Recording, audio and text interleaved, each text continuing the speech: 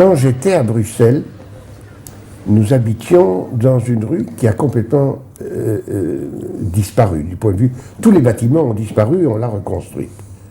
C'est rue de la Querelle, entre la rue des Tanneurs et la rue Terre-Neuve, qui était ce qu'on pouvait appeler autour du Vieux Marché le quartier juif traditionnel de Bruxelles. Mais rue des Tanneurs, mes parents ouvrent un magasin, c'était une maison, et le rez-de-chaussée était donc un magasin de vêtements sport.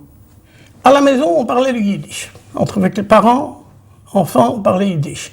Entre frères et sœurs, on parlait français. Avec les amis, on parlait français. Ce qui fait qu'on était intégrés très rapidement. Et du fait que j'habitais ce quartier populaire, j'avais l'accent marolien. Je parlais, je jouais avec les gamins de la Marole et j'avais exactement le même accent qu'eux. Et j'insiste sur mon livre sur le problème de l'accent. Et si j'insiste là-dessus, c'est parce qu'après, ça a une importance énorme, par exemple, au point de vue de la résistance. Moi, j'habitais toujours à Saint-Gilles. Et quand je vous montrerai la photo tout à l'heure dans l'album, j'ai la photo de la maison où j'ai été pris. Et Saint-Gilles était surtout la région de la rue de Méraude.